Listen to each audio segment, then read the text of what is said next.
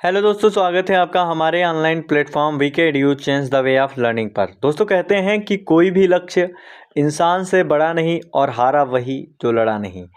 ये जो टेस्ट होते हैं दोस्तों, आपको बहुत अच्छे तरीके से आपके एग्ज़ाम में पकड़ बनवाते हैं। सबसे ख़ास बात यह है, टेस्ट आपका एक परख होती है कि किस तरीके से एग्ज़ाम होता है, किस तरीके से हम एग्ज़ाम में जाके क्वेश्चन को आसानी से करेंगे।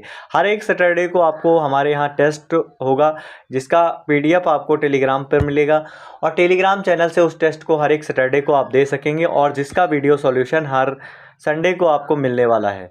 आज का जो टेस्ट का वीडियो सॉल्यूशन है थोड़ा सा लेट हो सकता है, क्योंकि दोस्तों इसमें थोड़ा सा इस समय बहुत ज़्यादा व्यस्तता चल रही है, जिसकी वजह से थोड़ा सा लेट हो सकता है। लेकिन आगे आपको बिल्कुल कंटिन्यू मिलने वाला है। हर एक सैटरडे टेस्ट का संडे को 8 बजे आपको टेस्ट का जो है सॉल्यूशन मिलेगा। तो चलिए दोस्तों, बिना किसी देरी के स्टार्ट करते हैं एक नए मोटिवेशन और कोट्स के साथ में। कहते हैं दोस्तों कि रख हौसला, वो मंजर भी आएगा, प्यासे के पास चलकर समंदर भी आएगा, थक कर ना बैठ तू है मंजिल के मुसाफिर, मंजिल भी मिलेगी और मिलने का मज़ा भी आएगा। जी हाँ दोस्तों, अगर आपके अंदर जोश है, जुनून है और उत्साह है, अगर आप भी अपना एक वर्दी का सपना रखते हैं और अपने माता पिता के सपने को पूरा करना चाहते हैं, तो हमारे साथ जुड़ जाएं। ऑफलाइन और ऑनलाइन बैच दोनों तरीके से हम आपके लिए तैयार हैं। तो सभी दोस्त एक बार लाइक और शेयर करेंगे और इस टेस्ट में लास्ट तक बने रहेंगे। सभी दोस्त अपने आंसर को चेक करेंगे और लास्ट में अपना जो स्कोर है कमेंट सेक्शन में ज़रूर लिखेंगे। तो चलिए दोस्तों, पहला प्रश्न है, निम्नलिखित में से कौन सा लेखक महमूद गजनबी के साथ में भारत आया था? कमेंट सेक्शन में छाप देंगे। तो निम्नलिखित में से कौन सा लेखक महमूद गजनबी के साथ भारत आया था? ऑप्शन ए है अलबरूनी, ऑप्शन बी है इब्न बतूता, ऑप्शन सी है उतबी और ऑप्शन डी है फिरदौसी। तो सभी दोस्त ध्यान रखेंगे, इसका एकदम करेक्ट आंसर है अलबरूनी। अलबरूनी दोस्तों महमूद गजनबी के साथ में भारत आया था। सभी दोस्त ध्यान रखेंगे, अलबरूनी एक लेखक था जो कि महमूद गजनबी के साथ में भारत आया हुआ था। इसे सभी दोस्त ध्यान रखेंगे, एक बार लाइक और शेयर जरूर करेंगे। अलबरूनी ने एक पुस्तक लिखी थी जिसका नाम है किताबुल हिंद। क्या नाम है? ध्यान रखेंगे, इसका नाम है किताबुल हिंद। किताबुल हिंद पुस्तक किसके द्वारा लिखी गई है? इसे तहकीक ए हिंद के नाम से भी जाना गया। इब्न बतूता दोस्तों, इब्न बतूता अलबरूनी एक दोस्तों ये ध्यान रखेंगे एक अरबी लेखक था। इसका एकदम करेक्ट आंसर है अलबरूनी। अगर बात की जाएगी इब्न बतूता, तो इब्न बतूता की एक पुस्तक है जिसका नाम है रेहला। बहुत ही महत्वपूर्ण पुस्तक है जो कि अरबी भाषा में लिखा हुआ एक यात्रा वृत्तांत है। सभी दोस्त ध्यान रखेंगे। अगला जो प्रश्न है उसकी तरफ आगे बढ़ेंगे दोस्तों। अगला प्रश्न, सभी लोग अपने आंसर को जरूर मैच करेंगे। चीनी यात्री फाहियान किस शासक के दरबार में आया हुआ था? कमेंट सेक्शन में छाप देंगे। तो चीनी यात्री फाहियान दोस्तों, यहाँ पर दोस्तों चीनी यात्री फाहियान किस शासक के दरबार में आया था? तो यहाँ पर दोस्तों ध्यान रखेंगे, अगर यहाँ पर ये क्वेश्चन के आंसर जो हैं ये सभी तो लेखकों के नाम है, लेकिन आपका एकदम करेक्ट आंसर क्या होगा उसको हम ज़रूर बताएंगे। तो ये क्वेश्चन आपके काउंट से हट सकता है, क्योंकि दोस्तों इसमें आंसर जो है इसका शासक का नाम पूछा गया है। तो इसका एकदम करेक्ट आंसर हो जाएगा चंद्रगुप्त द्वितीय। क्या हो जाएगा? चंद्रगुप्त द्वितीय, जो कि ऑप्शन में नहीं मौजूद है। तो सभी दोस्त ध्यान रखेंगे, ये क्वेश्चन आपका एक क्वेश्चन कम हो गया है, क्योंकि इसमें ऑप्शन आपका जो है गलत हो चुके हैं। तो इसका सही आंसर है चीनी यात्री फाहियान चंद्रगुप्त द्वितीय के दरबार में भारत आया था और ये 14 वर्ष तक भारत में रहा था। तो आपका ये चीज़ कन्फर्म हो गई, चंद्रगुप्त द्वितीय के दरबार में 14 वर्ष तक भारत रहा था। सभी दोस्त ध्यान रखेंगे, 14 वर्ष तक भारत रहा था। अगला दोस्तों यहीं पे इसमें हम लोग देखेंगे हुएनसांग। तो हुएनसांग दोस्तों अगर बात की जाएगी तो हुएनसांग जो है हर्षवर्धन के शासनकाल में आया था। सभी दोस्त ध्यान रखेंगे, हर्षवर्धन के शासनकाल में आया था। इसने एक यात्रा वृत्तांत लिखा था, सी यूं की इसका यात्रा वृत्तांत है, जिसमें इसने 138 देशों का वर्णन किया है। सभी दोस्त ध्यान रखेंगे, 138 देशों का इसमें वर्णन किया है। यह एक भ्रमण वृत्तांत है। यह बौद्ध धर्म ग्रंथों को भारत से ले जाने के लिए आया था और साथ ही साथ में हुएनसांग नालंदा विश्वविद्यालय में अध्ययन करने के लिए आया था। सभी दोस्त ध्यान रखेंगे, नालंदा विश्वविद्यालय में अध्ययन करने के लिए हुएनसांग आया हुआ था। सभी दोस्त ध्यान रखेंगे। अगला जो प्रश्न है उसकी तरफ आगे बढ़ेंगे। सभी दोस्त ध्यान से देखेंगे, अभिलेखों के अध्ययन को क्या कहते हैं? तो अभिलेखों के अध्ययन को दोस्तों क्या कहते हैं? पीसीग्राफ, कोरोग्राफ, इपिग्राफ या फिर सोलीग्राफ। तो सही आंसर इसका क्या होगा कमेंट सेक्शन में छाप देंगे। तो अभिलेखों के अध्ययन को दोस्तों कहते हैं इपिग्राफ। ऑप्शन सी दोस्तों इसका एकदम करेक्ट आंसर होता है। सी इज राइट आंसर। तो आप लोग अपना आंसर मैच करते रहेंगे। अभिलेख दोस्तों, अभिलेख जो है इनका किस पर उत्खनन हुआ करता था? पाषाण शिलाओं पर, स्तंभों पर, ताम्रपत्रों पर और दोस्तों मुद्राओं तथा प्रतिमाओं पर अभिलेखों का उत्खनन हुआ करता था। अगर आपसे पूछा जाता है सर्वाधिक प्राचीन पठनीय अभिलेख किसके हैं, तो सबसे ज़्यादा पठनीय अभिलेख किसके हैं? तो सभी दोस्त ध्यान रखेंगे, सबसे ज़्यादा पठनीय अभिलेख जो हैं अशोक के हैं। सभी दोस्त ध्यान रखेंगे, अशोक के अभिलेख हैं। अशोक के अभिलेख दोस्तों 3 लिपियों में थे। एक तो ब्राह्मी लिपि, दूसरा है यूनानी एवं आर्मेयिक लिपि और तीसरा है खरोष्ठी लिपि। सभी दोस्त ध्यान रखेंगे। अगला दोस्तों प्रश्न क्या है उसकी तरफ आगे बढ़ेंगे। सभी दोस्त कमेंट सेक्शन में छाप देंगे जितने सारे लोग जुड़े हैं। प्रयाग स्तंभ लेख निम्नलिखित में से किस शासक से संबंधित है? कमेंट सेक्शन में छाप देंगे। प्रयाग स्तंभ लेख किस शासक से संबंधित है? ऑप्शन ए है रुद्रदामन, ऑप्शन बी है पुलकेशिन, ऑप्शन सी है समुद्रगुप्त, ऑप्शन डी है कलिंग नरेश खारवेल। तो प्रयाग स्तंभ लेख अगर आपसे पूछा जाता है तो सभी दोस्त ध्यान रखेंगे समुद्रगुप्त, समुद्रगुप्त से संबंधित है। ऑप्शन सी इसका एकदम करेक्ट आंसर है। समुद्रगुप्त को दोस्तों भारत का नेपोलियन कहा जाता है। क्या कहा जाता है? भारत का नेपोलियन किस शासक को कहा जाता है? अगर आपसे पूछा जाता है तो भारत का नेपोलियन समुद्रगुप्त को कहा जाता है। दोस्तों अगर आपसे पूछा जाता है रुद्रदामन से संबंधित अभिलेख कौन है, तो सभी दोस्त ध्यान रखेंगे रुद्रदामन से संबंधित जूनागढ़ अभिलेख है। कहाँ का? जूनागढ़ अभिलेख है। सभी दोस्त ध्यान रखेंगे, जूनागढ़ अभिलेख किससे संबंधित है? रुद्रदामन से संबंधित है। अगर आपसे पूछा जाए पुलकेशिन सेकंड से संबंधित कौन सा है, तो इसका दोस्तों एकदम करेक्ट आंसर है ऐहोल अभिलेख। ऐहोल अभिलेख किससे संबंधित है? पुलकेशिन सेकंड से। इन्हें आप लोग याद रखें, बहुत ही महत्वपूर्ण है। अगर आपसे पूछा जाता है कलिंग नरेश खारवेल, तो इनसे संबंधित बहुत ही ज़्यादा बार पूछा गया हाथी गुम्फा का अभिलेख।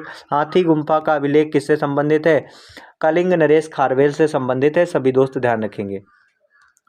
अगला जो प्रश्न है उसकी तरफ आगे बढ़ेंगे। दोस्तों अगला प्रश्न क्या है सभी दोस्त ध्यान से देखेंगे और एक बार लाइक और शेयर करेंगे। दोस्तों अगला प्रश्न है सबसे अधिक स्वर्ण मुद्राएं किन शासकों के द्वारा जारी किए गए हैं? ऑप्शन ए है मौर्यों के द्वारा, ऑप्शन बी है कुषाणों के द्वारा, ऑप्शन सी है दोस्तों गुप्तों के द्वारा और ऑप्शन डी है हूणों के द्वारा। तो सबसे अधिक स्वर्ण मुद्राएं किन शासकों के द्वारा जारी किए गए हैं? तो सभी दोस्त ध्यान रखेंगे, सबसे ज़्यादा स्वर्ण मुद्राएं गुप्तों के द्वारा जारी किए गए हैं, गुप्त शासकों के द्वारा जारी किए गए हैं। लेकिन दोस्तों अगर आपसे पूछा जाए सबसे ज़्यादा शुद्ध स्वर्ण मुद्राएं किसके द्वारा जारी की गई हैं, तो अगर सबसे ज़्यादा शुद्ध अगर आपसे पूछा जाए सबसे ज़्यादा शुद्ध स्वर्ण मुद्राएं किसके द्वारा जारी की गई हैं, तो कुषाण शासकों के द्वारा जारी की गई हैं। और सर्वाधिक मुद्राएं किसके द्वारा जारी की गई हैं? सभी दोस्त ध्यान रखेंगे, सर्वाधिक मुद्राएं जो है मौर्यों के द्वारा जारी की गई हैं। इसमें दोस्तों धातुएं अलग अलग हैं, जैसे कि स्वर्ण हो गई, चांदी, पीतल, तांबा, कांसा। तो इस तरीके की विभिन्न धातुओं की सर्वाधिक मुद्राएं मौर्योत्तर काल में जारी की गई हैं। लेकिन सबसे ज़्यादा सोने की मुद्राएं गुप्तों के द्वारा और सबसे ज़्यादा शुद्ध सोने की मुद्राएं कुषाण शासकों के द्वारा जारी की गई है। इसका एकदम करेक्ट आंसर है option C. C is right answer. अगला जो प्रश्न है उसकी तरफ आगे बढ़ेंगे। दोस्तों अगला प्रश्न बहुत ही शानदार क्वेश्चन है। दक्षिणापथ के मंदिरों के निर्माण में किस प्रकार की शैली का प्रयोग करके निर्माण किया जाता है? तो दक्षिणापथ के मंदिरों के निर्माण के लिए किस प्रकार की शैली का प्रयोग करके निर्माण किया जाता है?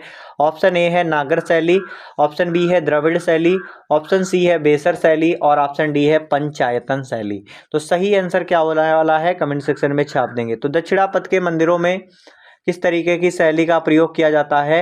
तो सभी दोस्त ध्यान रखेंगे, दक्षिणापथ के मंदिरों में बेसर शैली का प्रयोग किया जाता है। और बेसर शैली, इसमें दोनों प्रकार की शैली का प्रयोग किया जाता है, नागर और द्रविड़। ध्यान रखेंगे, नागर और द्रविड़ दोनों प्रकार की शैलियों का प्रयोग किया जाता है। अगर बात की जाएगी नागर शैली, तो नागर शैली उत्तर भारत के मंदिरों की शैली है। सभी दोस्त ध्यान रखेंगे, उत्तर भारत के मंदिरों की शैली है नागर शैली।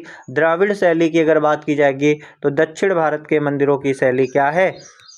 दक्षिण भारत के मंदिरों की शैली है द्रविड़ शैली। अगर आपसे पूछा जाता है पंचायतन शैली, तो पंचायतन शैली ये एक मंदिर की संरचना है। सभी दोस्त ध्यान रखेंगे, यह एक मंदिर की क्या है, संरचना। तो सभी दोस्त ध्यान रखेंगे, मंदिर की संरचना है। इसमें पंचायतन इसका नाम क्यों रखा गया, इसको ध्यान से सुनेंगे, क्योंकि इसमें एक मुख्य मंदिर के साथ में चार सहायक मंदिरों के साथ में ये जुड़ा होता है, जिसके कारण इसे पंचायतन शैली नाम दिया गया। तो चार सहायक मंदिर के साथ में एक मुख्य मंदिर होता है, इस तरीके के मंदिरों की शैली को पंचायतन शैली नाम दिया गया है।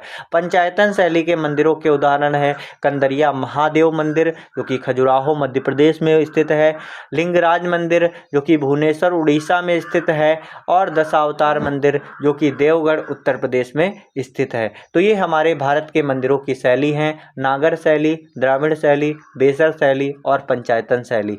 लेकिन हमारा इस प्रश्न का एकदम करेक्ट आंसर है बेसर शैली। ऑप्शन सी इसका एकदम करेक्ट आंसर है, सभी दोस्त ध्यान रखेंगे। अगला जो प्रश्न है उसकी तरफ आगे बढ़ेंगे दोस्तों। अगला प्रश्न है, अध्ययन में असुविधा होने के कारण क्रिस्टोफ सेलियरस के द्वारा इतिहास को कितने भागों में विभाजित किया गया। तो सभी दोस्त ध्यान रखेंगे, अध्ययन में असुविधा होने के कारण क्रिस्टोफ सेलियरस ने इतिहास को 3 भागों में विभाजित किया था, प्रागैतिहासिक काल, आदि ऐतिहासिक काल और ऐतिहासिक काल। अगला जो प्रश्न है उसकी तरफ आगे बढ़ेंगे दोस्तों। अगला प्रश्न बहुत ही शानदार क्वेश्चन है, आग की खोज किस काल में हुई थी। ऑप्शन ए है नवपाषाण काल, ऑप्शन बी है उत्तर पाषाण काल, ऑप्शन सी है ताम्र पाषाण काल और ऑप्शन डी है उत्तर पाषाण काल। तो दोस्तों ये दो ही इसके एकदम करेक्ट आंसर है, इसको हम लिखेंगे उत्तर पुरा पाषाण काल, क्योंकि पुरा पाषाण काल की जो है ये अंतिम अवस्था थी, लास्ट का फेज था, जिसमें आग की खोज हुई थी। 2 लाख BC से 1 लाख BC के मध्य आग की खोज हुई थी, सभी दोस्त ध्यान रखेंगे। 2 लाख से 1 लाख BC के मध्य आग की खोज हुई थी, सभी दोस्त ध्यान रखेंगे। अगला जो प्रश्न है उसकी तरफ आगे बढ़ेंगे, लिखित साक्ष्य का अभाव इतिहास के किस काल में था। कमेंट सेक्शन में छाप देंगे। ऑप्शन ए है प्रागैतिहासिक काल, ऑप्शन बी है आदि ऐतिहासिक काल और ऑप्शन सी है ऐतिहासिक काल। तो दोस्तों इसका एकदम करेक्ट आंसर क्या होगा, कमेंट सेक्शन में छाप देंगे। जिन बच्चों ने टेस्ट दिया है तो वो लोग अपना आंसर मैच करेंगे, लास्ट में अपना स्कोर जो है कमेंट सेक्शन में लिखेंगे। तो लिखित साक्ष्य का अभाव इतिहास के किस काल में था। तो दोस्तों इसका एकदम करेक्ट आंसर है प्रागैतिहासिक काल, ऑप्शन ए इसका एकदम करेक्ट आंसर है। तो चलिए दोस्तों, हम लोग इतिहास के 3 भाग, जिसे क्रिस्टोफ सेलियरस के द्वारा पढ़ने में असुविधा होने के कारण 3 भागों में विभाजित किया गया, तो इनके बारे में थोड़ा सा समझने का प्रयास करेंगे। अगर बात की जाएगी प्रागैतिहासिक काल की, तो यहाँ पर दोस्तों लिखित साक्ष्यों का अभाव था, केवल पुरातात्विक साक्ष्य ही उपलब्ध थे, यहाँ पर लिपियों का भी अभाव था। प्रागैतिहासिक काल को 2 भागों में विभाजित किया गया था, पाषाण काल और ताम्र पाषाण काल। उसके बाद दोस्तों आपका आता है आदि ऐतिहासिक काल। तो आदि ऐतिहासिक काल इतिहास का ऐसा काल था जहां पर लिखित साक्ष्य की उपलब्धता थी, यानी कि लिखित साक्ष्य उपलब्ध थे, लेकिन ये साक्ष्य अपठित थे, अर्थात जिन्हें पढ़ा नहीं जा सका। इसमें दोस्तों पुरातात्विक साक्ष्य भी उपलब्ध थे। आदि ऐतिहासिक काल के अंतर्गत हम लोग सिंधु घाटी की सभ्यता अर्थात हड़प्पा सभ्यता का अध्ययन करते हैं। अगला दोस्तों काल है ऐतिहासिक काल। ऐतिहासिक काल इतिहास का ऐसा काल था जहां पर लिखित साक्ष्य भी प्राप्त थे और ये पठित साक्ष्य थे, अर्थात जिन्हें पढ़ा जा सका, और यहां से दोस्तों पुरातात्विक साक्ष्य उपलब्ध हुए, साथ ही साथ में दोस्तों यहां से लिपियों की भी जानकारी प्राप्त हुई। तो आशा करते हैं आप सभी दोस्तों को बहुत अच्छे तरीके से समझ में आ गया होगा। अगला जो प्रश्न है उसकी तरफ आगे बढ़ेंगे दोस्तों। पुरा पाषाण काल के उपकरण निम्नलिखित में से किस नदी के किनारे से प्राप्त हुए हैं। तो पुरा पाषाण काल के उपकरण जिनका नाम क्या है, इनके नाम क्या है, इसको सभी पहले बताएंगे। तो इनके नाम है चॉपर, चॉपिंग और पैबल। ध्यान रखेंगे इनके नाम क्या है, चॉपर, चॉपिंग और पैबल। ये हथियार कहाँ से प्राप्त हुए थे, ये उपकरण दोस्तों सोहन नदी के किनारे से प्राप्त हुए थे। पुरा पाषाण काल का पहला साक्ष्य हस्त कुठार जो कि कहाँ से प्राप्त हुई थी, कमेंट सेक्शन में छाप देंगे। प्रागैतिहासिक काल का जनक किसे कहते हैं, एक बार सभी दोस्त कमेंट सेक्शन में छाप देंगे जितने सारे लोग जुड़े हुए हैं। तो पुरा पाषाण काल में हाथ की कुल्हाड़ी जो कि पल्लव एवं तमिलनाडु से प्राप्त हुई रॉबर्ट ब्रूसफुट को। रॉबर्ट ब्रूसफुट कौन थे, तो रॉबर्ट ब्रूसफुट को प्रागैतिहासिक काल का जनक कहा जाता है। अगला जो प्रश्न है उसकी तरफ आगे बढ़ेंगे दोस्तों। कपास की खेती के प्राचीनतम साक्ष्य कहाँ से प्राप्त हुए थे। ऑप्शन ए है बागौर राजस्थान, ऑप्शन बी है आजमगढ़ मध्य प्रदेश, ऑप्शन सी है सरायकोला पाकिस्तान और ऑप्शन डी है मेहरगढ़ पाकिस्तान। तो कपास की खेती के साक्ष्य कहाँ से प्राप्त हुए, कमेंट सेक्शन में छाप देंगे। तो कपास की खेती के साक्ष्य मेहरगढ़ पाकिस्तान से प्राप्त हुए, ऑप्शन डी इसका एकदम करेक्ट आंसर है। सभी दोस्त ध्यान रखेंगे। अगला दोस्तों इसका एकदम करेक्ट आंसर है मेहरगढ़ पाकिस्तान। दोस्तों अगर आपसे पूछा जाता है बागौर राजस्थान, तो कमेंट सेक्शन में छाप देंगे बागौर राजस्थान से किसके साक्ष्य मिले थे। तो बागौर राजस्थान में जो है मध्य पाषाण काल में, ध्यान रखेंगे मध्य पाषाण काल में यहाँ से दोस्तों पशुपालन के साक्ष्य मिले थे। किसके साक्ष्य मिले थे, पशुपालन के साक्ष्य मिले थे। सभी दोस्त ध्यान रखेंगे। सरायकोला से दोस्तों नवपाषाण काल में गर्त आवास के साक्ष्य मिले थे। किसके साक्ष्य मिले थे, गर्त आवास के साक्ष्य मिले थे। और आदमगढ़ मध्य प्रदेश से भी मध्य पाषाण काल में पशुपालन के साक्ष्य प्राप्त हुए थे। और आदमगढ़ मध्य प्रदेश में ही मध्य पाषाण काल में मानव के साथ में कुत्ते को दफनाए जाने के भी प्रमाण प्राप्त हुए। तो दोस्तों इसका एकदम करेक्ट आंसर है मेहरगढ़ पाकिस्तान। सभी दोस्त ध्यान रखेंगे। अगले प्रश्न की ओर आगे बढ़ेंगे। सभी दोस्त ध्यान से देखेंगे और इसका सही आंसर जो है कमेंट सेक्शन में छाप देंगे। अगला प्रश्न है नवपाषाण काल में मानव के साथ में कुत्ते को दफनाए जाने के प्रमाण कहाँ से प्राप्त हुए थे। ऑप्शन ए है आजमगढ़, ऑप्शन बी है बुर्जहोम कश्मीर, ऑप्शन सी है रोपड़ और ऑप्शन डी है मेहरगढ़ बलूचिस्तान। तो दोस्तों इसका एकदम करेक्ट आंसर क्या होगा, कमेंट सेक्शन में छाप देंगे। नवपाषाण काल में मानव के साथ में कुत्ते को दफनाए जाने के प्रमाण बुर्जहोम कश्मीर से प्राप्त हुए। अगला जो प्रश्न है उसकी तरफ आगे बढ़ेंगे बिना किसी देरी के। अगला प्रश्न है दोस्तों ताम्रपाषाण काल के घर मुख्यतया एक कमरे वाले होते थे, इसका अपवाद कहाँ से मिला है, कमेंट सेक्शन में छाप देंगे। ऑप्शन है दोस्तों आहाड़ राजस्थान, ऑप्शन बी है गिलोंद राजस्थान, ऑप्शन सी है इनाम गांव महाराष्ट्र, ऑप्शन डी है गुप्पा कराल भारत। तो ताम्रपाषाण काल के घर मुख्यतः एक कमरे वाले होते थे, इसका अपवाद कहाँ से प्राप्त हुआ। तो दोस्तों इसका अपवाद इनाम गांव महाराष्ट्र से मिला है। ऑप्शन सी इसका एकदम करेक्ट आंसर है। अगले प्रश्न की ओर आगे बढ़ेंगे दोस्तों। दुग्ध उत्पादन किस क्रांति से संबंधित है, कमेंट सेक्शन में छाप देंगे। तो सभी दोस्त ध्यान रखेंगे दुग्ध उत्पादन श्वेत क्रांति से संबंधित है। ऑप्शन डी इसका एकदम करेक्ट आंसर है। श्वेत क्रांति के जनक कौन है, तो सभी दोस्त ध्यान रखेंगे श्वेत क्रांति के जनक हैं वर्गीज कुरियन। कौन है, वर्गीज कुरियन दोस्तों श्वेत क्रांति के जनक हैं। कृष्ण क्रांति, काली क्रांति, ब्लैक रिवोल्यूशन बायोडीजल यानी कि जैव ईंधन के उत्पादन से संबंधित है। किसके उत्पादन से संबंधित है, जैव ईंधन के उत्पादन से संबंधित है। रजत क्रांति दोस्तों किसके उत्पादन से संबंधित है, कमेंट सेक्शन में छाप देंगे। तो रजत क्रांति अंडा उत्पादन से संबंधित है। हरित क्रांति दोस्तों खाद्यान्न उत्पादन से संबंधित है। सभी दोस्त ध्यान रखेंगे खाद्यान्न उत्पादन से संबंधित है हरित क्रांति। तो श्वेत क्रांति दोस्तों इसका एकदम करेक्ट आंसर है। सभी दोस्त ध्यान रखेंगे। अगले प्रश्न की ओर आगे बढ़ेंगे दोस्तों। मणिपुर की राजधानी क्या है, कमेंट सेक्शन में छाप देंगे। तो दोस्तों सभी दोस्त ध्यान रखेंगे मणिपुर की राजधानी है इम्फाल। ऑप्शन सी इसका एकदम करेक्ट आंसर है। सभी दोस्त ध्यान रखेंगे। अगला दोस्तों प्रश्न क्या है, सभी दोस्त ध्यान से देखेंगे, लाइक और शेयर जरूर करेंगे।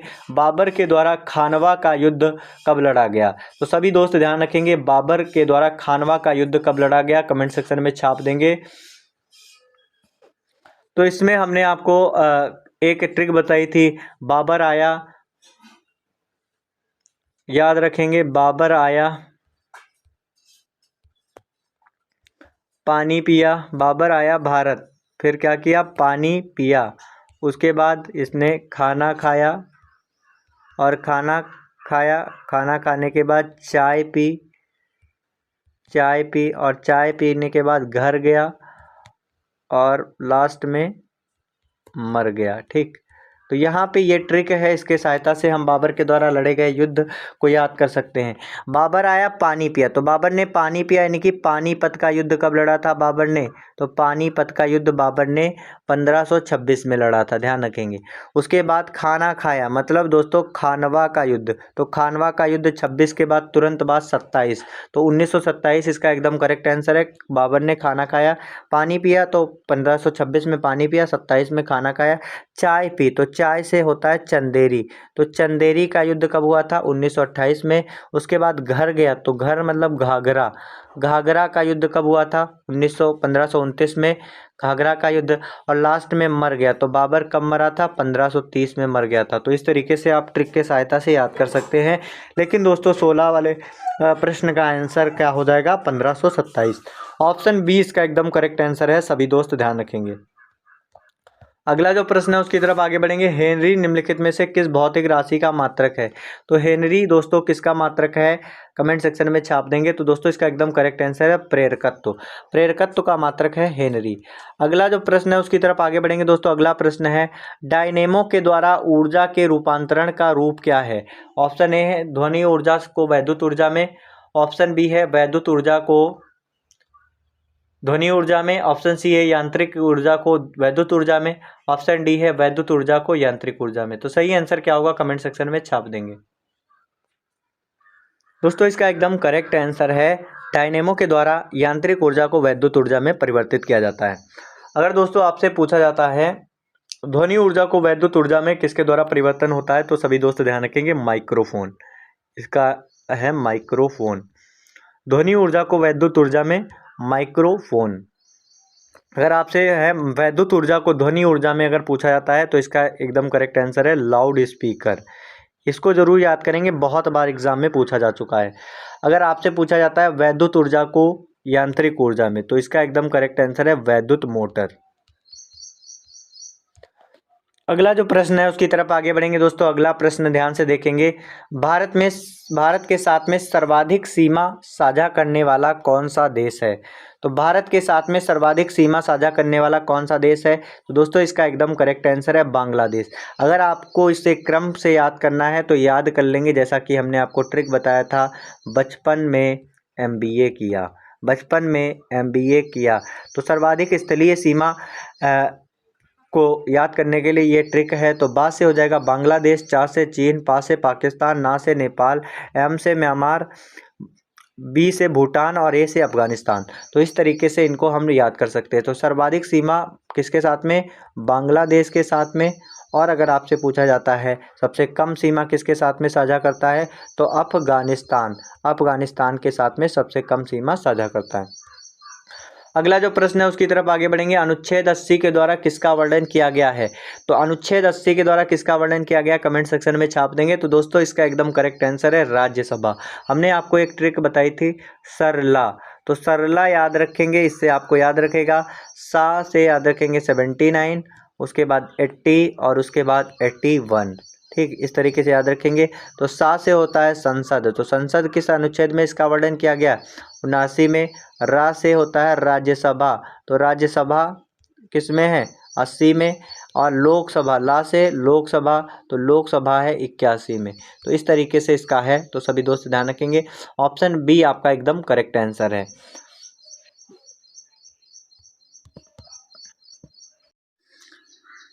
चलिए रीजनिंग के पार्ट को हम लोग अब देखते हैं।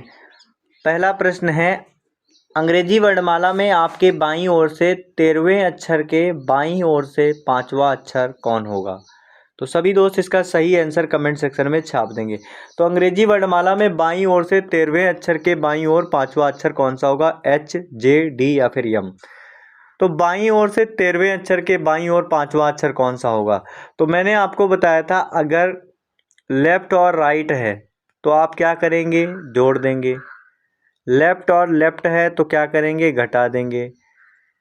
राइट और राइट है तो क्या करेंगे? घटा देंगे। राइट और लेफ्ट है तो क्या करेंगे? जोड़ देंगे। तो अगर ये तरीका आपको पता है तो आपकी सवाल लगाने की जो स्पीड है काफ़ी इम्प्रूव हो जाएगी और आप बहुत अच्छे तरीके से कर पाएंगे। तो जैसा कि अगर आपसे पूछा जाता है बायां दायां तो जोड़ देंगे, बायां बायां पूछा जाता है तो आप इसको क्या करेंगे? घटा देंगे। अगर दायां दायां पूछा जाता है तो घटा देंगे, दायां बायां पूछा जा रहा है तो जोड़ देंगे। तो चलिए दोस्तों इसको लगाने का प्रयास करेंगे। बाईं ओर से 13वें अक्षर के बाईं ओर 5वां अक्षर, तो बायां और बायां है इसका मतलब घटाना है। तो 13 से 5 जाएगा, कितना बचेगा? सभी दोस्त बताएंगे। 13 से 5 जाएगा, 8 बचेगा। अंग्रेजी वर्णमाला हमारा A to Z इस क्रम में चलता है और हम बताएंगे 8वें नंबर पर कौन सा होता है। तो 8वें नंबर पर हमारा कौन सा होता है कमेंट सेक्शन में छाप देंगे। तो सभी दोस्त ध्यान रखेंगे 8वें नंबर पर होता है एच। तो 8वें नंबर पर एच होता है, तो इसका एकदम करेक्ट आंसर हो जाएगा एच। अगर आप हमारी वर्णमाला की क्लास देखना चाहते हैं तो इसका लिंक आपको डिस्क्रिप्शन में मिल जाएगा, उससे आप बहुत अच्छी तरीके से समझ सकते हैं। अगला जो प्रश्न है उसकी तरफ आगे बढ़ेंगे। यदि अंग्रेजी वर्णमाला को विपरीत क्रम में लिखा जाए तो दाएं से 8वें अक्षर के बाईं ओर 9वां अक्षर कौन सा होगा। तो यहाँ पर हम लोग इस चीज़ पे फोकस करेंगे, दायां और बायां। तो दायां है और बायां है तो बताएंगे जोड़ा जाएगा या फिर घटाया जाएगा। तो जैसा कि मैंने आपको बताया था, राइट और लेफ्ट है तो इसे माइनस नहीं किया जाएगा, ऐड किया जाएगा।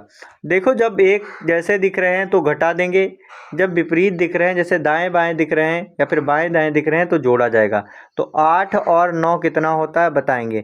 9 और 8 होता है 17। यहाँ पे कहा गया यदि अंग्रेजी वर्णमाला को विपरीत क्रम में लिखा जाए तो A to Z हमारा तो सीधा क्रम हो जाता है, लेकिन विपरीत क्रम क्या होता है, Z to A हो जाता है।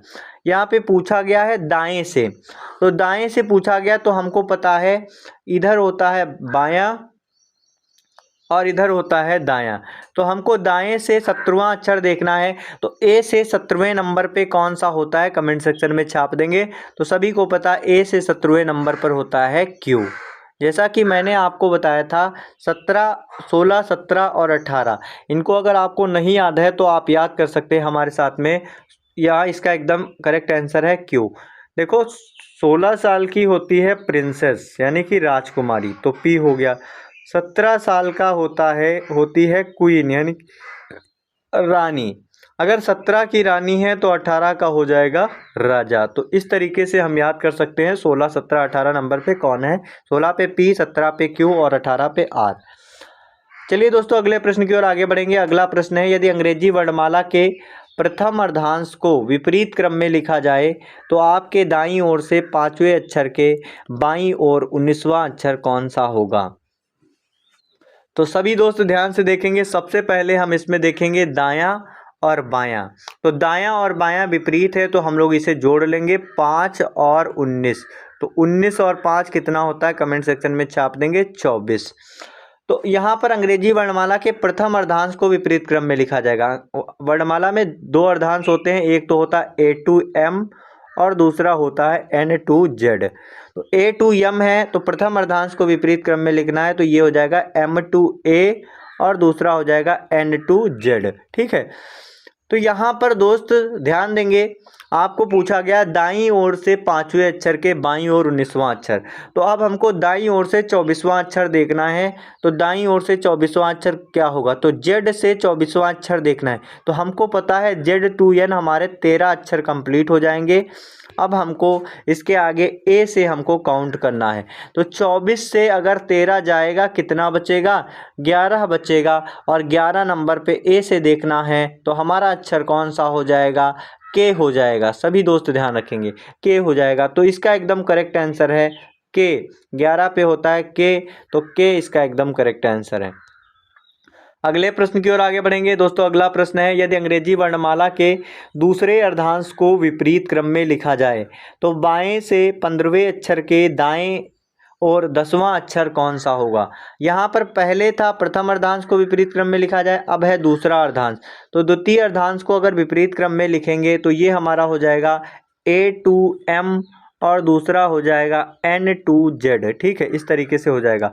तो बाएं और दाएं देखेंगे तो बायां है और दायां है, तो बायां और दायां है तो हमारा जुड़ जाएगा। तो 15 और 10 कितना हो जाएगा 25। हमको देखना किधर से है, जिधर पहला वाला है, मतलब बाएं तरफ से देखना है।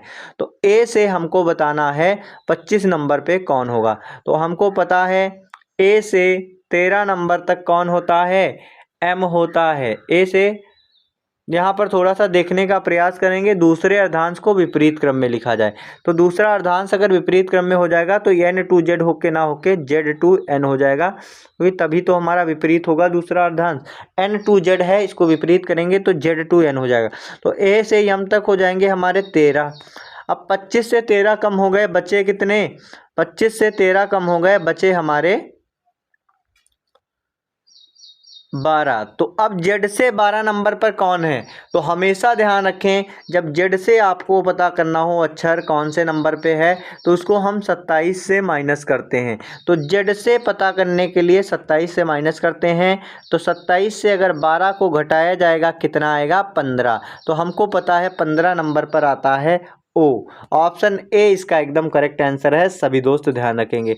अगर दोस्तों आपको नहीं पता है कौन सा लेटर किस नंबर पर होता है तो इसके लिए एक लिंक दी हुई है हमारे डिस्क्रिप्शन में। बहुत अच्छा, बहुत ही शानदार तरीके से आपको बताया गया, उससे आप देख सकते हैं। यहाँ पर लिखा हुआ है यदि बॉम्बे का कोड GTRDGFD है, ठीक है, तो मैसूर का कोड क्या होगा? कमेंट सेक्शन में छाप देंगे। तो सभी दोस्त ध्यान रखेंगे BOMBEY, ठीक, यहाँ पे लिखा हुआ है GTRGFD। तो आपको पता है बी कितने नंबर पे होता है? कमेंट सेक्शन में छाप देंगे। 2 नंबर पे। ओ कितने नंबर पे? 15 नंबर पे। एम कितने पे? 13 पे। बी कितने पे? 2 पे। यहाँ पर जी कितने पे? 7 पे। T20 आर होता है 18 पे और जी होता है 7 पे। तो हम देखेंगे 2 से 7 हो रहा है मतलब +5 हो रहा है। 15 से 20 हो रहा है +5 हो रहा है।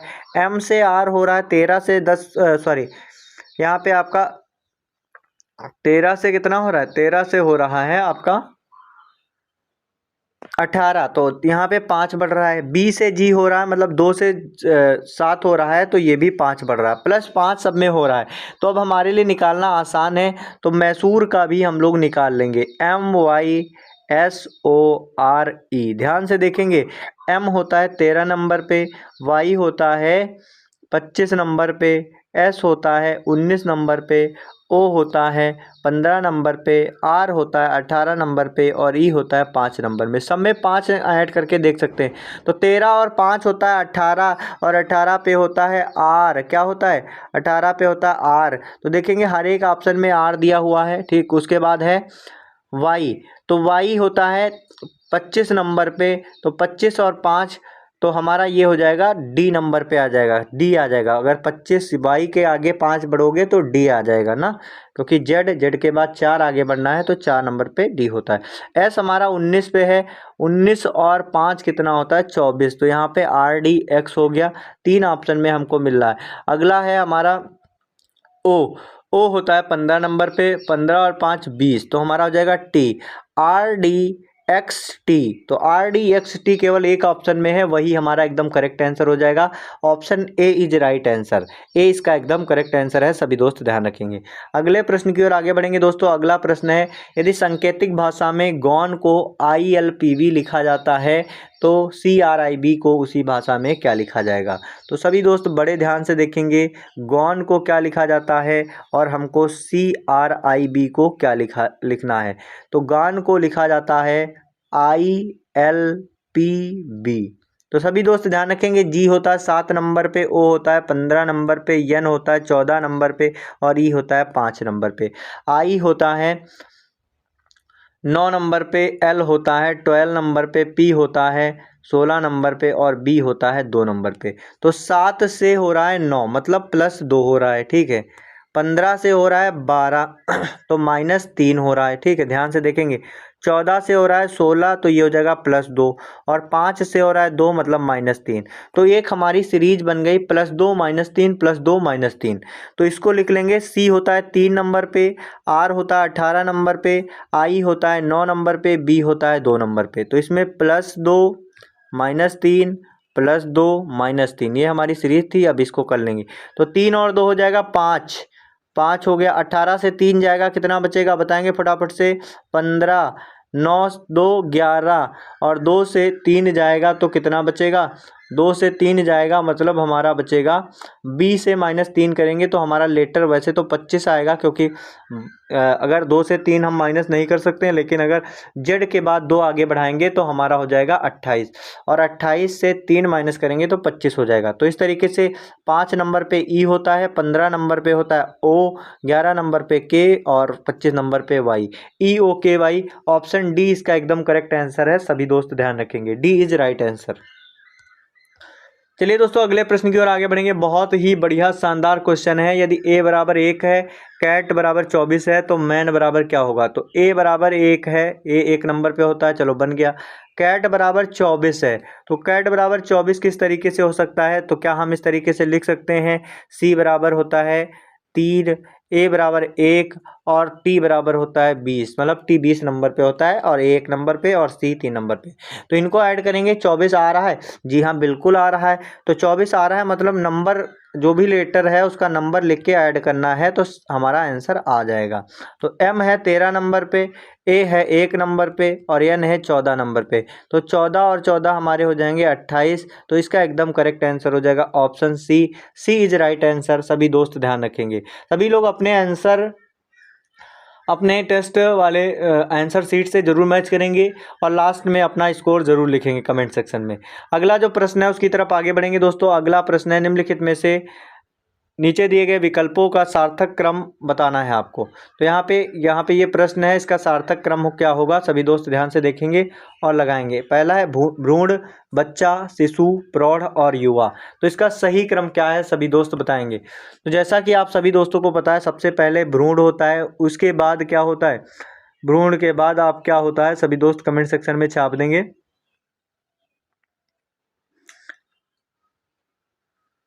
भ्रूण के बाद आपका होता है शिशु, शिशु के बाद आपका होता है बच्चा और बच्चा के बाद होता है युवा और युवा के बाद होता है प्रौढ़।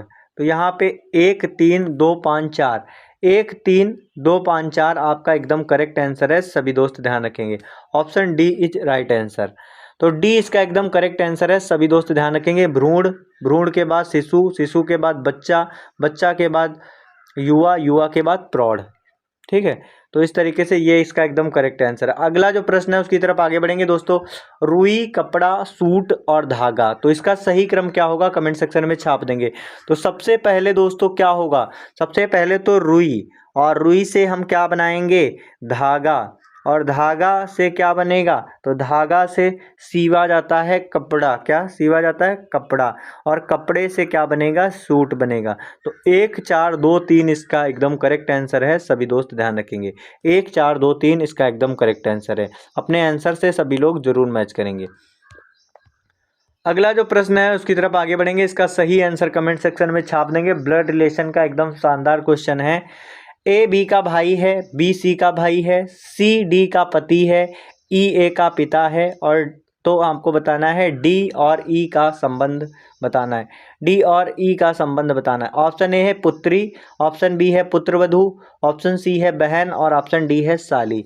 तो यहाँ पर ए बी का भाई है, इसको हम लोग एक बढ़िया तरीके से व्यवस्थित तरीके से डायग्राम से समझते हैं। ए बी का भाई है तो मतलब ए यहाँ पे मेल को प्लस से और फीमेल को माइनस से डिनोट करेंगे। तो ए बी का भाई है, तो ए भाई है, किसका भाई है? बी का भाई है। तो यहाँ पे बी का जेंडर हमको क्लियर नहीं है। अगला लिखा हुआ है बी सी का भाई है, बी, अब बी का जेंडर क्लियर हो गया, बी किसका भाई है? सी का भाई है। फिर लिखा हुआ है सी डी का पति है। अब सी पति है तो सी का भी जेंडर हमको क्लियर हो गया। तो सी पति है किसका? सी पति है डी का। तो इससे क्लियर होता है डी क्या है? डी है पत्नी, डी है पत्नी। ठीक है, आगे लिखा हुआ है ई ए का पिता है। ई जो है किसका पिता है? ए का पिता है। तो यहाँ पर लिख लेंगे ई ए का पिता है। तो अब आपको बताना है डी और ई का क्या संबंध है। डी और ई का क्या संबंध है? तो ये आपस में भाई बहन है। तो पुत्र की पत्नी को क्या कहते हैं बताएंगे? तो पुत्र की पत्नी को कहते हैं पुत्रवधू। तो ऑप्शन बी इसका एकदम करेक्ट आंसर है। सभी दोस्त ध्यान रखेंगे, तो ऑप्शन बी इसका एकदम करेक्ट आंसर हो जाएगा। तो रीजनिंग के 10 क्वेश्चन हो गए। नेक्स्ट एक आपका जो टेक्स्ट होगा उसमें आपके टोटल 100 क्वेश्चन दिखने वाले हैं और कंप्लीट टेस्ट की तरह आपको मिलने वाला है। चलिए दोस्तों, अब हम लोग हिंदी के पार्ट को देखेंगे फटाफट से। सभी लोग ध्यान से देखेंगे और अपने सही आंसर जो भी आपका है उससे मैच करेंगे कि आपका उत्तर सही है या नहीं सही है, और लास्ट में कमेंट सेक्शन में ज़रूर लिखेंगे।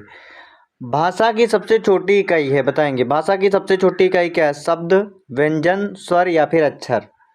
तो भाषा की सबसे छोटी इकाई को क्या कहते हैं? सभी दोस्त कमेंट सेक्शन में छाप देंगे। भाषा की सबसे छोटी इकाई क्या कहलाती है? तो इसका एकदम करेक्ट आंसर है अक्षर। भाषा की सबसे छोटी इकाई अक्षर है। अक्षर का मतलब होता है आ धन अक्षर से मिलके बना हुआ है अक्षर, और अक्षर का अर्थ होता है जिसका क्षर ना किया जा सके और जिसका क्षरण ना किया जा सके। स्वर किसे कहते हैं? तो वे वर्ण जो मुक्त या फिर स्वतंत्र अवस्था में बोले जाते हैं उन्हें स्वर कहते हैं। तो स्वरों की संख्या जैसे कि हमने आपको 3 तरह की बताई थी। अगर आपसे पूछा जाता है स्वरों की संख्या कितनी होती है, तो स्वरों की संख्या दोस्तों होती है 11। अगर आपसे पूछा जाता है लिखित आधार पर स्वरों की संख्या कितनी होती है, तो लिखित आधार पर स्वरों की संख्या होती है 13। अगर आपसे पूछा जाता है उच्चारण के आधार पर स्वरों की संख्या कितनी होती है, तो उच्चारण के आधार पर स्वरों की संख्या 10 होती है। व्यंजनों की संख्या 33 होती है, सभी दोस्त जानते हैं। शब्द किसे कहते हैं? तो शब्द किसे कहते हैं दोस्तों? तो सार्थक अक्षरों का समूह को क्या कहते हैं? अक्षरों के सार्थक समूह को ही शब्द कहते हैं, सभी दोस्त ध्यान रखेंगे। अगला जो प्रश्न है उसकी तरफ आगे बढ़ेंगे। अगला प्रश्न है, इसका सही आंसर कमेंट सेक्शन में छाप देंगे। ए और आई वर्ण क्या कहलाते हैं? तो सभी दोस्त ध्यान रखेंगे, इसका एकदम करेक्ट आंसर है कंठ तालव्य। ऑप्शन डी इसका एकदम करेक्ट आंसर है, सभी दोस्त ध्यान रखेंगे। अगला जो प्रश्न है उसकी तरफ आगे बढ़ेंगे, सभी दोस्त ध्यान से देखेंगे, लाइक और शेयर जरूर करेंगे। दोस्तों अगला प्रश्न है, निम्न में से कौन सा घोष वर्ण है? ऑप्शन ए है खा, ऑप्शन बी है चा, और ऑप्शन सी है माँ, ऑप्शन डी है ठा। तो दोस्तों आपका सही आंसर क्या है कमेंट सेक्शन में छाप देंगे। घोष वर्ण या फिर सघोष इनको कहते हैं। तो घोष वर्ण होता है प्रत्येक वर्ग के तीसरा वर्ण, चौथा वर्ण और पांचवा वर्ण ही घोष वर्ण कहलाता है। तो इसमें खा इसमें होगा नहीं, चा भी नहीं होगा, माँ इसका एकदम करेक्ट आंसर हो जाएगा। Option C is right answer. अगले प्रश्न की ओर आगे बढ़ेंगे। छा ध्वनि का उच्चारण स्थान क्या है? कमेंट सेक्शन में छाप देंगे। ऑप्शन ए दंत्य, ऑप्शन बी है ओष्ठ, ऑप्शन सी है तालव्य और ऑप्शन डी है मूर्धन्य। तो सही आंसर क्या होगा कमेंट सेक्शन में छाप देंगे। तो दोस्तों इसका एकदम करेक्ट आंसर है तालव्य। तालव्य चा वर्ग वाले जितने सारे वर्ण हैं इनका उच्चारण स्थान है तालव्य। दंतव्य ता वर्ग वाले जितने सारे हैं इनका है दंतव्य। पा वर्ग वाले सभी वर्णों का उच्चारण स्थान है ओष्ठ। मूर्धन्य टा वर्ग वाले जितने सारे हैं इनका है मूर्धन्य, सभी दोस्त ध्यान रखेंगे। और का वर्ग वाले जितने हैं इनका उच्चारण स्थान कहाँ से है? कंठव्य, ध्यान रखेंगे कंठव्य। तो सभी दोस्त ध्यान रखेंगे, एक बार लाइक और शेयर जरूर करेंगे। अगला जो प्रश्न है उसकी तरफ आगे बढ़ेंगे। दोस्तों अगला प्रश्न है, उत्पत्ति के आधार पर शब्द के कितने भेद होते हैं? कमेंट सेक्शन में छाप देंगे। उत्पत्ति के आधार पर शब्द के कितने भेद होते हैं? तो दोस्तों इसका एकदम करेक्ट आंसर है 5। ऑप्शन डी एकदम करेक्ट आंसर है 5। ये कौन कौन से होते हैं? तत्सम शब्द, तद्भव शब्द, देशज शब्द, विदेशज शब्द और दोस्तों संकर शब्द। तो ये 5 होते हैं, सभी दोस्त ध्यान रखेंगे। अगला जो है प्रश्न है, सभी दोस्त ध्यान रखेंगे, चाय किस भाषा का शब्द है? तो सभी दोस्त ध्यान रखेंगे, चाय जो है चीनी भाषा का शब्द है, सभी दोस्त ध्यान रखेंगे। लीची भी चीनी भाषा का शब्द है। अगला प्रश्न है, सभी दोस्त इसे ध्यान से देखेंगे और कमेंट सेक्शन में छाप देंगे। दशानन किस प्रकार का शब्द है? ऑप्शन ए है रूढ़, ऑप्शन बी है यौगिक, ऑप्शन सी है योग रूढ़ और ऑप्शन डी है इनमें से कोई नहीं। तो दशानन किस प्रकार का शब्द है? इसका एकदम करेक्ट आंसर है दशानन एक योग रूढ़ शब्द है। ऐसे शब्द जो कि यौगिक और रूढ़ होते हुए भी दोनों का सम्मिलित रूप होता है, साथ में होते हुए एक विशेष प्रकार का अर्थ प्रकट करते हैं। जैसे दशानन, दशानन, तो दशानन एक विशेष प्रकार का अर्थ प्रकट करता है। 10 है जिनके आनन अर्थात रावण। ठीक है, इस तरीके से आपके और अधिक एग्जाम्पल हो सकते हैं, जैसे कि है लंबोदर, ठीक है, जिनका लंबा है उदर अर्थात भगवान गणेश। इसी तरीके से आपका हो जाएगा त्रिनेत्र, अर्थात जिनके 3 है नेत्र भगवान शिव। तो इस तरीके से ये योग रूढ़ शब्द कहलाते हैं। अगर आपसे पूछा जाता है रूढ़ शब्द किसे कहते हैं, तो वे शब्द जिनका विभाजित नहीं किया जा सकता है, जिन्हें 2 भागों में बांट नहीं सकते हैं, तो उन्हें क्या कहते हैं? रूढ़ शब्द, जिन्हें तोड़ा ना जा सके। उन्हें कहते हैं रूढ़ शब्द। यौगिक शब्द वे शब्द होते हैं जिनका विभाजन किया जा सके या फिर जिन्हें तोड़ा जा सके या फिर जो दो शब्दों से मिलकर बने होते हैं उनको कहते हैं यौगिक। जैसे कि आपका हो जाएगा सिनेमा घर, तो ये दो शब्दों से मिलकर बना हुआ है, सिनेमा प्लस घर। इस तरीके से होता है अस्पताल कक्ष, आपका ऑपरेशन कक्ष, तो ऑपरेशन प्लस कक्ष, तो इस तरीके से ये शब्द जो हैं यौगिक शब्द कहलाते हैं। अगला जो प्रश्न है उसकी तरफ आगे बढ़ेंगे। रेलगाड़ी किस तरीके का शब्द है? कमेंट सेक्शन में छाप देंगे। जितने सारे लोग जुड़े हुए हैं सभी दोस्त कमेंट सेक्शन में छाप देंगे, रेलगाड़ी किस तरीके का शब्द है? रेलगाड़ी, तो सभी दोस्त बताएंगे रेलगाड़ी किस तरीके का शब्द है। ऑप्शन ए है तत्सम शब्द, ऑप्शन बी है तद्भव, ऑप्शन डी है सी है देशज और डी है विदेशज।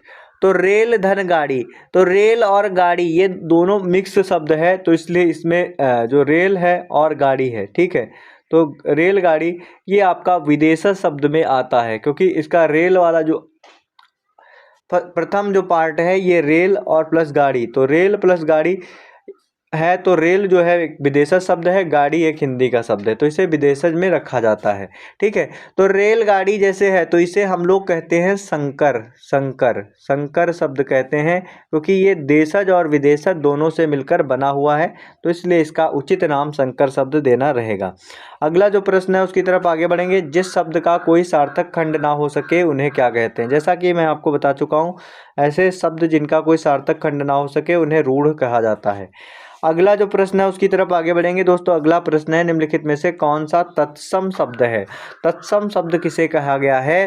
तो हिंदी भाषा के वे शब्द, संस्कृत भाषा के वे शब्द जिन्हें सीधे ही उठाकर हिंदी भाषा में सम्मिलित कर लिया गया, ऐसे शब्दों को क्या कहा गया है? तत्सम शब्द। तो दोस्तों कौन सा शब्द तत्सम शब्द है बताएंगे? भिखारी, सांप, सावन या फिर थल? तो दोस्तों इसका एकदम करेक्ट आंसर है सांप। सांप दोस्तों एक तत्सम शब्द है और इसे का तद्भव क्या है? श्राप। क्या है? श्राप इसका तद्भव शब्द है, सभी दोस्त ध्यान रखेंगे। अगला जो प्रश्न है उसकी तरफ आगे बढ़ेंगे दोस्तों। हिंदी में बस यहीं तक प्रश्न है, तो आप सभी लोग हिंदी के पार्ट को भी मैच करेंगे। चलिए अब हम लोग मैथ के पार्ट को देखते हैं। मैथ का जो पहला क्वेश्चन है आपके टेस्ट का, तो ये है निम्नलिखित गुणनफल का इकाई अंक ज्ञात करें। तो इकाई अंक ज्ञात करने के लिए हमने आपको बहुत सारी ट्रिक्स बताई हैं जिनके माध्यम से आप इसे आसानी से कर सकते हैं। दोस्तों यहाँ पर सभी दोस्त ध्यान से देखेंगे, यहाँ पर संख्या दी हुई है। अगर कोई संख्या इस तरीके से लिखी हुई है, ठीक है, ध्यान से देखेंगे, तो अगर इस तरीके से दी गई संख्या का इकाई अंक ज्ञात करना है तो मैंने आपको बताया था जो आखिरी अंक है सिर्फ उसे ही लेकर उसका गुणनफल करके हम चेक कर सकते हैं कि इसका इकाई अंक क्या है। तो जैसे कि ये संख्या है 49,237, तो इसका केवल लास्ट अंक यानी कि इकाई अंक लेकर ही हम पता कर सकते हैं इन संख्याओं का कि इकाई अंक कौन सा है।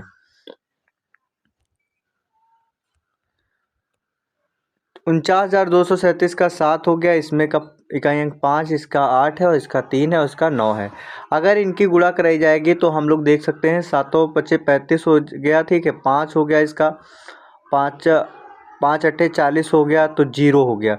अब यहाँ पे 0 हो गया। अब आपको पता होना चाहिए जब किसी 0 की गुणा किसी भी संख्या से कराई जाती है तो उसका लास्ट अंक हमेशा 0 ही आता है। तो आगे इसका किसी भी संख्या से 0 से कि 3 से गुणा किया जाएगा तो भी 0, या फिर उसका आगे 9 से किया जाएगा तो उसका भी 0। तो इसका एकदम करेक्ट आंसर हो जाएगा 0। तो इस तरीके से हम इसे आसानी से कर सकते हैं। अगला जो प्रश्न है उसकी तरफ आगे बढ़ेंगे दोस्तों। यहाँ पर ध्यान से देखेंगे, यहाँ पे गुणनफल 81, 82, 83 से 89 तक गुणनफल है, इनका इकाई अंक ज्ञात करना है। ऑप्शन ए है 0, ऑप्शन बी है 2 और ऑप्शन सी है 6 और ऑप्शन डी है 8। तो आप सभी लोग अपना सही आंसर जो है कमेंट सेक्शन में लिखते रहेंगे। तो यहाँ पर अगर हमको इसका गुणनफल ज्ञात करना, तो मैंने आपको बताया था कि अगर इस तरीके से गुणा के रूप में दिया हुआ है तो इनका इकाई अंक ही लिखेंगे। तो 1, 2, 3 ऐसे करते करते हुए हमको 9 तक मिलने वाला है, तो इसका इकाई अंक ज्ञात करना है। क्या हमको पता है कि इन संख्याओं के बीच में एक 2 आएगा और एक 5 आएगा? तो 2 और 5 की अगर आपस में गुणा कर दी जाए तो क्या आ जाएगा इकाई अंक? इकाई अंक आ जाएगा 0। और 0 यह सिद्ध करता है कि इसमें आने वाली सभी संख्याओं से अगर गुणा की जाएगी तो लास्ट अंक 0 ही आएगा। तो इस तरीके से इसका सही आंसर हो जाएगा option A is right answer. तो ए इसका एकदम करेक्ट आंसर है। आप सभी लोग अपने आंसर को मैच करेंगे इसके साथ में और लास्ट में अपना स्कोर जो है कमेंट सेक्शन में जरूर लिखेंगे। अगला जो प्रश्न है उसकी तरफ आगे बढ़ेंगे। यहाँ पर दोस्तों बहुत बढ़िया क्वेश्चन है, लिखा हुआ है सभी अभाज्य संख्याओं के गुणनफल का इकाई अंक ज्ञात करें। तो सभी अभाज्य संख्याओं के गुणनफल का इकाई अंक आपको बताना है। ऑप्शन ए है 0, ऑप्शन बी है 1, ऑप्शन सी है 2, ऑप्शन डी है 3 और ऑप्शन ई है 5। तो इसका सही आंसर क्या होगा कमेंट सेक्शन में छाप देंगे। तो यहाँ पर दोस्तों आप लोग ध्यान से देखेंगे सभी अभाज्य संख्याएं। तो अभाज्य संख्याएं दोस्तों इन्हें प्राइम नंबर कहते हैं। वे संख्याएं जिनके केवल 2 ही गुणनखंड होते हैं, 2 ही फैक्टर होते हैं। या तो वह संख्या स्वयं से विभाजित होती है या फिर 1 से विभाजित होती है। ऐसी संख्याओं को हम अभाज्य संख्याएं कहते हैं। तो अगर आपसे पूछा जाता है अभाज्य संख्याओं के सभी अभाज्य संख्याओं का गुणनफल, तो सभी अभाज्य संख्या, सबसे छोटी अभाज्य संख्या तो 2 होती है, उसके बाद 3 होती है, उसके बाद आपका 5, 7 के बाद आपका होता है 11 होती है। इस तरीके से आगे बढ़ती रहती है। तो इस तरीके से अनंत तक हमारी अभाज्य संख्याएं बढ़ती रहेंगी। तो हमको पता करना है कि गुणनफल का इकाई अंक ज्ञात करना। तो इसको ज्ञात करना थोड़ा सा पूरा गुणा करना बहुत ही कठिन है, लेकिन हम अगर थोड़ा सा अपने बुद्धि का प्रयोग करें कि इसमें आपका 5 भी मिल रहा है अभाज्य संख्याओं में और 2 भी मिल रहा है। जब भी हमारा 5 और 2 मिलकर किसी भी संख्याओं का गुणनफल होगा तो उनका इकाई अंक सदैव क्या होगा? 0 ही होगा। अगर किसी गुणनफल में 1 का इकाई अंक 0 है तो आने वाली कितनी भी संख्याओं से गुणा कर दिया जाए उसका इकाई अंक सदैव क्या रहने वाला है? 0 ही रहने वाला है। तो इसका एकदम करेक्ट आंसर है ऑप्शन ए, सभी अभाज्य संख्याओं के गुणनफल का इकाई अंक क्या होगा? 0 होगा। तो ऑप्शन ए इसका एकदम करेक्ट आंसर है। अगला जो प्रश्न है उसकी तरफ आगे बढ़ेंगे दोस्तों। अगला प्रश्न है 1400, प्रश्न संख्या 4 है। सभी दोस्त ध्यान से देखेंगे और मिलाते रहेंगे। 1470 के कुल गुणनखंडों की संख्या ज्ञात करें। तो यहाँ पर 1470 के गुणनखंडों की संख्या बताना है आपको। ऑप्शन ए है 20, ऑप्शन बी है 18, ऑप्शन सी है 24 और ऑप्शन डी है 22। तो सही आंसर क्या होगा कमेंट सेक्शन में छाप देंगे। जितने सारे दोस्त जुड़े हुए हैं एक बार लाइक और शेयर जरूर करेंगे। 1470 के कुल गुणनखंडों की संख्या आपको बताना है। तो सबसे पहले 1470 का हम लोग गुणनखंड निकालने का प्रयास करेंगे। 1470, तो 1470 को हम लोग लिख सकते हैं 147 इंटू 2 की पावर 2 इंटू 5। ठीक है, 2 इंटू 5 लिख सकते हैं क्योंकि 10 की 147 से गुणा हो जाएगी तो ये हमारा हो जाएगा। अब बात आती है 147 की। तो 147 किससे विभाजित होगा फटाफट से बताएंगे सभी दोस्त। तो इसके गुणनखंड हम लोग लिख लेंगे। तो ये 3 से आपका कट जाएगा। सभी दोस्त ध्यान से देखेंगे 3 से कट जाएगा। 3 चौके 12, 3 नवे 27। ठीक है, तो ये 49 के गुणनखंड होते हैं 7 इंटू 7। ठीक है, तो इस तरीके से हमारा बन गया। तो यहाँ पे आपका आ गया 2 गुणे 5 गुणे 3 गुणे 7 की पावर 2। ठीक है, तो इस तरीके से हमारा बन गया। तो इसको एक बार फिर से अच्छे से लिख लेंगे। तो यहाँ पर आपका हो जाएगा 2 गुणे 3 गुणे 5 गुणे 7 की पावर 2। अब इसमें हमको पता करना है कि गुणनखंडों की कुल संख्या कितनी है। तो गुणनखंडों की कुल संख्या कितनी है आप लोग फटाफट से कमेंट सेक्शन में छाप देंगे। जितने सारे दोस्त जुड़े हुए हैं एक बार लाइक और शेयर जरूर करेंगे। तो यहाँ पर देखेंगे 2 की पावर 1 मान लेते हैं, 3 की पावर 1 और 5 की पावर 1। इस तरीके से मैंने आपको बताया था। अब जितनी इनकी घातें हैं इनको हम लोग डबल कर लेंगे, एक इसमें से बढ़ा के लिखेंगे। जैसे कि 2 की पावर 1 है तो इसको 2 लिखा जाएगा, इंटू 3 की पावर 1 है तो 1 है तो 2 लिखा जाएगा, 5 की पावर 1 है तो इसको लिखा जाएगा 2, 7 की पावर 2 है तो इसको 1 बढ़ा के लिखा जाएगा 3। अब इनकी गुणा कर देंगे वही हमारा आंसर हो जाएगा। 2 दूनी 4 दूनी 8, 8 तियाँ 24, तो 24 हमारा आंसर हो जाएगा सही। 1470 में कुल गुणनखंडों की संख्या कितनी है? 24। ऑप्शन सी आपका एकदम करेक्ट आंसर है, सभी दोस्त ध्यान रखेंगे। अगले प्रश्न की ओर आगे बढ़ेंगे बिना किसी देरी के। सभी दोस्त लाइक और शेयर जरूर करेंगे। अगला प्रश्न है 1800 के सम गुणनखंडों का योगफल क्या होगा? सभी दोस्त ध्यान से देखेंगे, 1800 के सम गुणनखंडों का योगफल क्या होगा। तो 1800 के सम गुणनखंडों का योगफल ज्ञात करने के लिए हम लोग ध्यान से देखेंगे इसका किस तरीके से लगाएंगे। तो 1800 के पहले गुणनखंड हम लोग निकालेंगे। तो 1800 का गुणनखंड किस तरीके से निकालेंगे? इसको हम 18 × 100 लिख सकते हैं। बिल्कुल भाई लिख सकते हैं, क्योंकि 1800 है तो 18 की 100 से गुणा कराएंगे 1800 आ जाएगा। 18 को हम लिख सकते हैं 2 की पावर 1 और इंटू 3 की पावर 2, क्योंकि 3 3 9 दूनी 18 हो जाएगा। इंटू 100 को लिख सकते हैं 2 की पावर 2 और 5 की पावर 2। ठीक, 55 25 चक्कू 100 हो जाएगा इस तरीके से। अब इनको अगर एक पास लिखा जाए तो इस तरीके से हो जाएगा 2 की पावर 3 इंटू 3 की पावर 2 इंटू 5 की पावर 2। दोस्तों हमको पता करना है सम ऑफ इवन फैक्टर। ध्यान से देखेंगे, सम ऑफ इवन फैक्टर सम गुणनखंडों का योगफल पता करना है, तो इसको हम लोग किस तरीके से लगाएंगे आप सभी दोस्त ध्यान से देखेंगे। तो सम ऑफ इवन फैक्टर पता करना है तो सभी दोस्त इसको ध्यान से देखेंगे। यहाँ पर हमारा हो जाएगा 2 की पावर 3 है, तो जो इवन है उसको मतलब नॉर्मल फॉर्मेट में लिखेंगे 2 की पावर 1 प्लस 2 की पावर 2 प्लस 2 की पावर 3। उसके बाद 3 की पावर 2 है तो इसको लिखेंगे 3 की पावर 0 प्लस 3 की पावर 1 प्लस 3 की पावर 2। उसके बाद 5 की पावर 2 है तो 5 की पावर 2 है तो इसको इस फॉर्मेट में लिखेंगे 5 की पावर 0, 5 की पावर 1 और 5 की पावर 2। ठीक है, अब इनका हम लोग मान निकाल लेंगे। 2 की पावर 1 का मतलब होता है, बताएंगे सभी दोस्त, 2 की पावर 1 का मतलब क्या होता है? तो 2 की पावर 1 का मतलब होता है एक किसी भी संख्या की अगर घात 1 है तो उसका मान कितना होगा? किसी भी संख्या की घात का मान 1 है तो उसका मान जो है वही संख्या रहेगी, लेकिन किसी भी संख्या की घात का मान 0 है तो उसकी वैल्यू 1 के बराबर होती है। तो 2 एकम 2, 2 दूनी 4, 2 दूनी 4 दूनी 8, तो 8 और 4 12,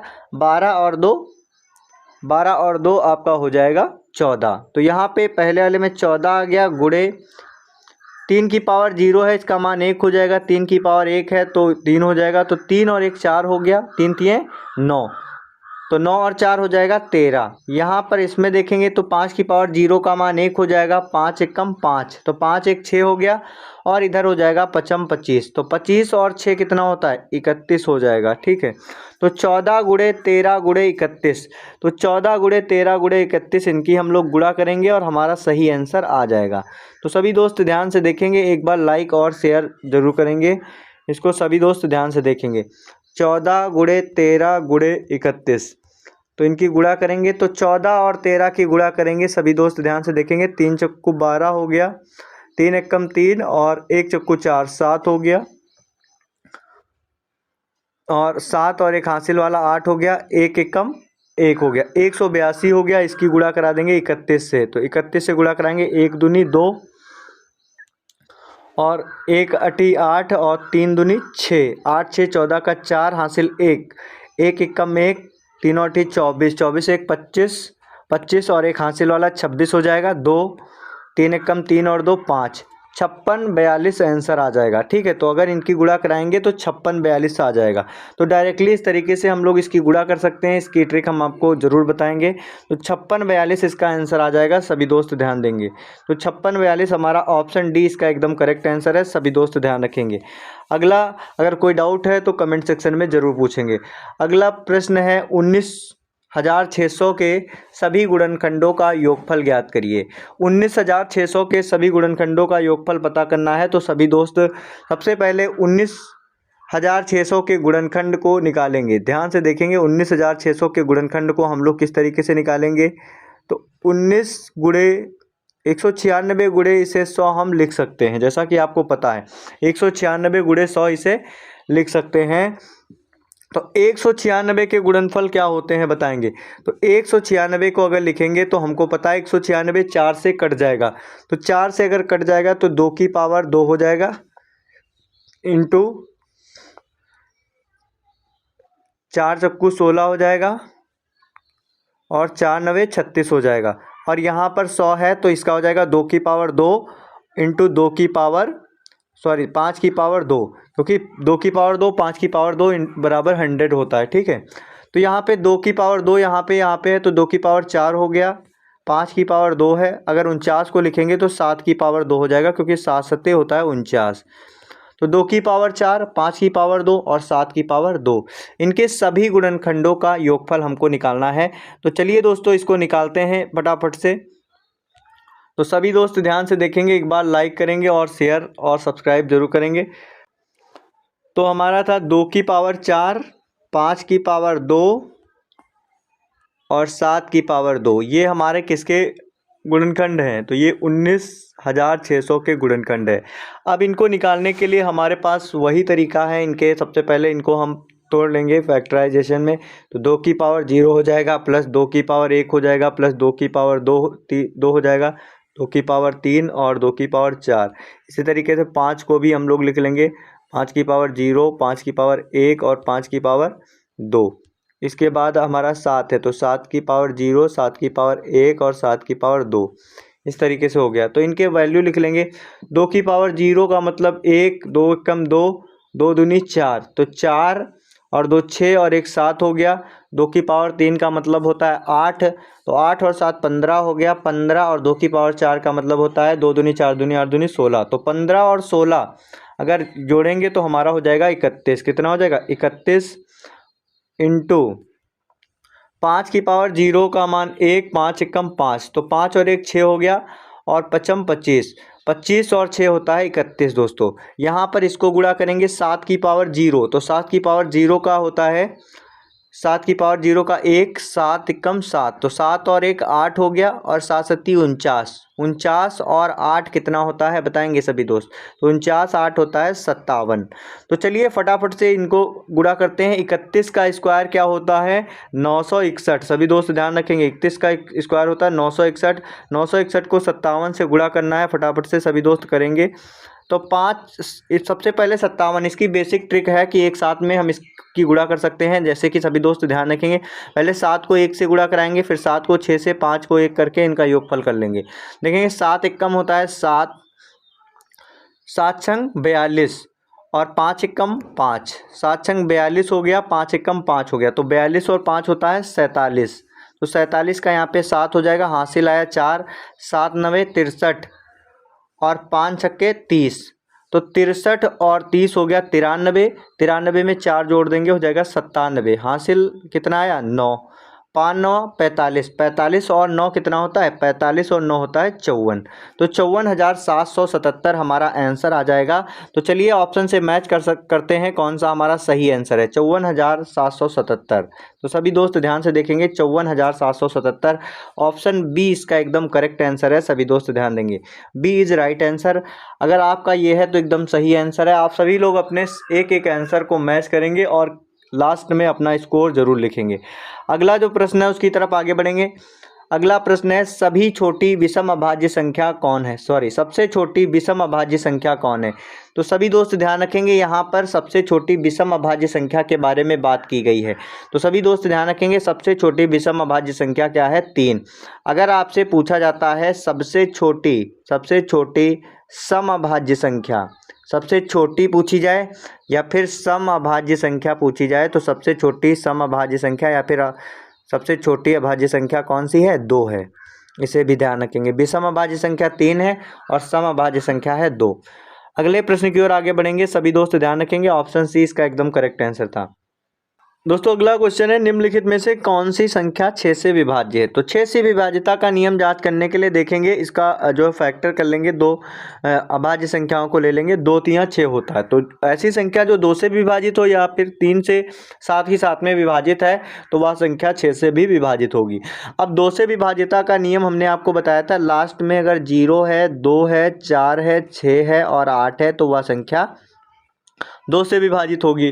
तो इसमें से हमको पता है ऑप्शन बी तो इसका होगा ही नहीं क्योंकि इसके लास्ट में 3 है।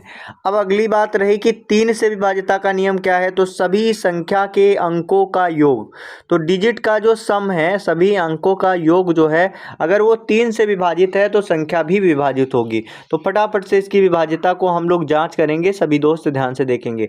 तो 3 से विभाजित होना चाहिए और 2 से विभाजित होना चाहिए। तो ऑप्शन बी तो आपका विभाजित नहीं होगा। यहाँ पे 23 408 है तो इनको योग कर लेंगे, 2 3 5 5 4 9 9 8 17। तो ये भी संख्या नहीं विभाजित होगी क्योंकि ये 3 से विभाजित नहीं होती है, ये भी नहीं होगी। यहाँ पर ये देखेंगे 1 2 1 3 3 और 6 6 और 3 9 9 4 13, तो ये भी संख्या विभाजित नहीं होगी। लास्ट ऑप्शन आपका सही आंसर हो जाएगा 3,49,722। इसका अगर योग करेंगे 3 और 4 7 7 और 9 9 और 7 16 16 और 7 16 और 4 20 20 और 7 27, तो 27 हो गया। 27 आपका 3 से विभाजित है, तो ऑप्शन डी आपका एकदम करेक्ट आंसर है। सभी दोस्त ध्यान रखेंगे। अगले प्रश्न की ओर आगे बढ़ेंगे बिना किसी देरी के। यदि संख्या, यहाँ पर एक संख्या दी हुई है, बीच में x दिया हुआ है और यह संख्या 9 से विभाजित है तो 2x का मान ज्ञात करना है। तो बहुत ही बढ़िया शानदार क्वेश्चन है। इस तरीके के क्वेश्चन हर एक एग्जाम में पूछे जाते हैं, वो चाहे एसएससी का हो, चाहे यूपीपी हो, चाहे एसएससी जीडी हो। तो यहाँ पर 9 की विभाज्यता का नियम और 3 की विभाज्यता का नियम एकदम सेम है, क्योंकि वह संख्या जो जिनके अंकों का योग अगर 3 से विभाजित है तो वह संख्या 3 से विभाजित होगी, अगर उन संख्याओं का योग 9 से विभाजित है तो वह संख्या भी 9 से विभाजित होगी। तो यहाँ पे है 6 8 7 2 और 9, तो इसको देख लेंगे फटाफट से। तो 9 हो गया, 8 7 और 2 9 हो गया, ठीक है। 8 और 6 14, तो 14 में क्या जोड़ा जाए जो हमारा 9 से विभाजित हो जाए। तो 14 में हम कितना जोड़ेंगे जो 9 से विभाजित हो जाएगी। तो यहाँ पे यक्स की वैल्यू हमारी आ जाएगी 5, क्योंकि 14 में 5 जोड़ेंगे तो हमारा 4 जोड़ेंगे तो हमारा 18 हो जाएगा, जो कि 9 से विभाजित है। तो यक्स बराबर हो जाएगा 4। हमको वैल्यू पता करना है 2x की, तो 2x बराबर हो जाएगा 8, ठीक है। तो यहाँ पर हमारा ऑप्शन ए इसका एकदम करेक्ट आंसर है। सभी दोस्त ध्यान रखेंगे, option A is right answer. अगर कोई समझने में दिक्कत आ रही है तो सभी दोस्त एक बार कमेंट सेक्शन में ज़रूर बताएंगे, क्योंकि अगर आप फर्स्ट टाइम विजिट कर रहे होंगे तो आपको थोड़ा सा प्रॉब्लम हो सकती है। अगर आप हमारी क्लास से प्रॉपर जुड़ते हैं तो आपको हर एक चीज़ बहुत अच्छे तरीके से समझ में आ जाएगी। अगला जो प्रश्न है उसकी तरफ आगे बढ़ेंगे दोस्तों। अगला प्रश्न है, निम्नलिखित में से कौन सी संख्या 9 और 11 दोनों से विभाज्य है। तो इसका सही आंसर जो है आपको कमेंट सेक्शन में छाप देना है। जितने सारे दोस्त जुड़े हुए हैं फटाफट से लाइक और शेयर जरूर करेंगे। जितने सारे दोस्त जुड़े हुए हैं लाइक और शेयर जरूर करेंगे। तो यहाँ पर 9 और 11 का नियम आपके पास में है, तो 9 का नियम तो आपको पता ही है। तो पहले हम लोग 9 के ही नियम से चेक कर लेंगे, क्योंकि 9 का थोड़ा आसान है, फिर 11 का हम लोग मैच कराएंगे, ठीक है। तो 9 का नियम है सभी संख्या के अंकों का योग विभाजित होना चाहिए। तो 9 8 17 17 9 8 17 1 18, तो ये तो 9 से विभाजित है, ठीक। इसके आगे ये वाली देखेंगे 9 और 9 18, ये भी विभाजित है। 8 1 9 1 10, ये नहीं विभाजित है। 7 और 1 8 8 8 16, ये विभाजित नहीं। अब इसका मतलब ऊपर वाले दो आंसर में से हमारा एक आंसर एकदम सही होने वाला है। तो इसकी अगर जांच करनी है तो हमारे पास में एक बेसिक ट्रिक है जिसके माध्यम से हम लोग कर सकते हैं। जैसे कि लिखा 10 0 89, तो इसका 3 3 का पेयर बना लेंगे। अगर देखो पीछे से बनाएंगे ये हो गया, और अगर नहीं बन रहा है आगे वाला तो आगे 0 कर देंगे, ठीक है। तो 89 से 10 घटा लेंगे, आपस में घटा लेंगे, ठीक है। तो 9 हो गया और यहाँ पे हो गया 8 से 1 गया 7 हो गया। तो ये हमारी संख्या जो है विभाजित नहीं हो पाएगी। अगला है 10 0 98, तो यहाँ पे ये 3 का पेयर बन गया, ये 3 इधर का नहीं बनना है तो आगे 0 लिख लेंगे, इनकी आपस में सब्ट्रैक्शन कर देंगे। तो 98 में से अगर हम 10 घटाएंगे तो हमारा बचेगा 88, और 88 हमारा क्या 11 से कट रहा है? बिल्कुल कट रहा है। इसका मतलब हमारा ऑप्शन बी एकदम करेक्ट आंसर है। तो 3 3 का पेयर बना के हम चेक कर सकते हैं कि कौन संख्या 11 से विभाजित है या नहीं विभाजित है। इसे हम लोग कहते हैं 7 11 और 13 का नियम। जैसे कि कोई संख्या A B C D E और F है, तो इसमें शुरुआत के 3 और लास्ट के 3 का इसका अंतर जो आएगा, ठीक है, इसका अंतर जो आएगा A B C और D C F का जो अंतर आएगा, इनका जो अंतर आएगा वो अगर संख्या 7 से विभाजित है तो वह संख्या भी पूरी 7 से विभाजित होगी। अगर वो अंतर 11 से विभाजित है तो वह पूरी संख्या भी 11 से विभाजित होगी। अगर वह अंतर 13 से विभाजित है तो पूरी संख्या भी 13 से विभाजित होगी। इसी तरीके से इसे हमने आसानी से किया। ऑप्शन बी आपका एकदम करेक्ट आंसर है, सभी दोस्त ध्यान रखेंगे। तो दोस्तों आज का टेस्ट यही तक था। आप सभी दोस्त लास्ट तक बने रहे। अपना स्कोर जो है कमेंट सेक्शन में लिखना बिल्कुल भी ना भूलें। और ये जो स्कोर का जो है आंसर्स जो हैं आपको टेलीग्राम चैनल पर मिल जाएंगे एकदम सीरीज में, तो आप इससे भी मैच कर सकते हैं। लास्ट में अपना स्कोर लिखना बिल्कुल भी ना भूलें। वीके एडू आपके सपनों को सपोर्ट करता है। धन्यवाद।